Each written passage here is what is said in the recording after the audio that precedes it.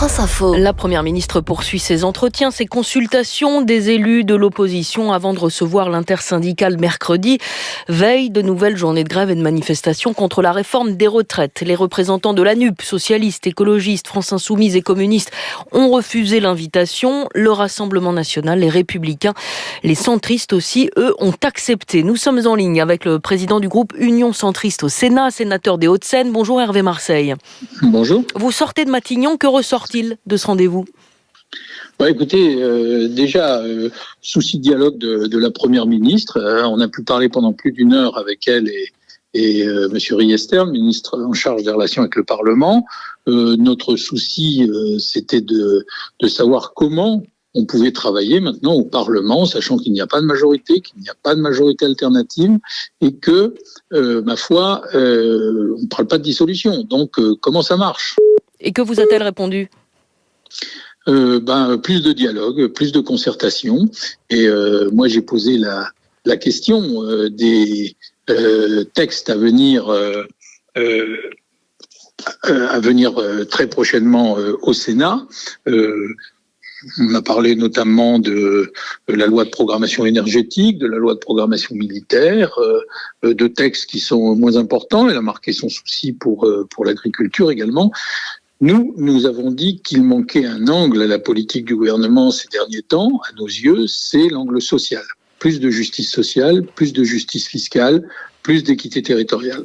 Et pas plus d'écoute des gens qui sont dans la rue, de ceux qui manifestent, de ceux qui sont en grève depuis plusieurs mois maintenant ?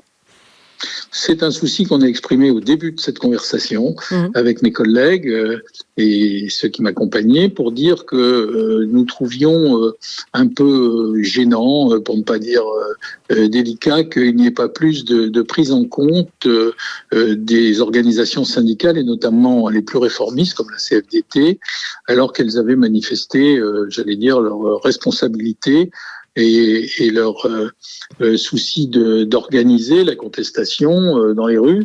Et donc, il nous paraissait nécessaire que ce travail se fasse. Elle nous a dit qu'elle recevait les organisations syndicales mercredi et qu'elle entendait bien renouer le dialogue avec elles. Sur la réforme de retraite, les syndicats demandent toujours le retrait. Je suis pas totalement sûr que ça soit la vision du gouvernement. Je crois qu'il y a actuellement des délibérations au Conseil constitutionnel qui vont être exprimées dès le 14 avril prochain. Et c'est à partir de là qu'on verra ce qu'il y a lieu de faire ou de ne pas faire. Je pense que le Conseil constitutionnel va avoir un rôle décisif dès lors qu'il décide par exemple de valider la loi, mais il y a certainement une grande partie de cette loi qui nécessitera une loi travail. Vous misez sur le Conseil constitutionnel pour débloquer la situation aujourd'hui ? Il ne s'agit pas de miser. Écoutez, la procédure parlementaire a été épuisée. Aujourd'hui, ça se passe devant le Conseil constitutionnel. Le Conseil constitutionnel devra dire ce qu'il retient ou pas de la loi. Est-ce qu'il la censure ou pas ? Est-ce qu'il retire les articles de la loi ? Et donc, on le saura le 14. On peut penser qu'il y a pas mal d'articles qui seront censurés. De toute façon, il faudra retravailler parallèlement à un texte sur le travail, texte qui aurait dû être fait auparavant. Nous, au groupe de l'Union centriste à l'UDI, nous avons défendu l'idée qu'il fallait une conférence sociale avec le patronat, les syndicats, parce qu'il y a une société post-Covid. Les gens ne vivent plus de la même façon après le Covid. Quoi qu'il arrive, Hervé Marseille, ça va laisser des traces quasiment indélébiles sur le travail parlementaire ? Ça va laisser des traces à l'évidence, surtout chez beaucoup de familles, parce que on voit bien qu'il y a beaucoup de gens qui sont hostiles à la façon dont cette réforme a été engagée et sur le fond, ce qu'elle contient.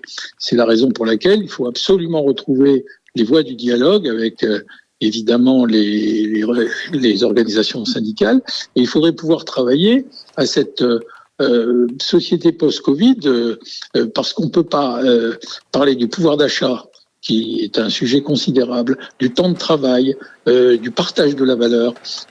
Comme ça, par des textes séparés, il faut avoir une vision globale.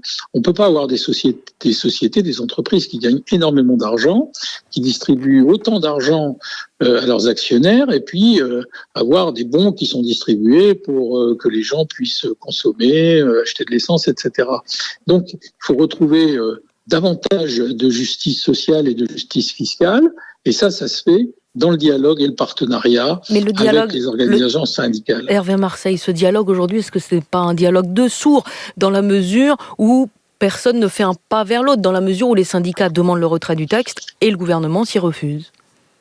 Certes, mais j'espère, je forme des vœux fervents pour que mercredi, il y ait des avancées et que... Mais ça peut être quoi l'avancée? Qu'est-ce que ça peut être l'avancée aujourd'hui? Écoutez, déjà, c'est de dialoguer, c'est de rechercher le dialogue, parce que jusqu'à présent, les organisations syndicales, et notamment la CFDT, demandaient des médiations, ont tendu plusieurs fois des perches. Aucune d'entre elles n'a été attrapée par le gouvernement. Ils n'ont pas été reçus par le président de la République. Et là, ils vont voir la première ministre. C'est déjà un premier pas, c'est qu'il y ait un dialogue physique. Et à partir de là, par exemple, dans la loi sur les retraites, il y a une clause de ce qu'on appelle la revoyure en 2027. On pourrait considérer que on fasse une pause en 2027 et que, par exemple, on s'arrête à 63 ans et qu'on demande à la GIRC-ARCO ou au Conseil des retraites de faire des propositions à partir de ce que sera la situation en 2027 pour la suite. Donc ça peut être ça la solution, la clause de revoyure. Il y en a plusieurs. On peut aussi considérer que dès maintenant, on demande à des intermédiaires, à des médiateurs en quelque sorte, de faire le lien entre le gouvernement et les organisations syndicales, en tous les cas celles qui acceptent le dialogue. Et merci beaucoup d'avoir pris ces quelques minutes pour nous dire ce qui était ressorti de cette réunion à Matignon. Hervé Marseille, président du groupe Union Centriste au Sénat et sénateur des Hauts-de-Seine.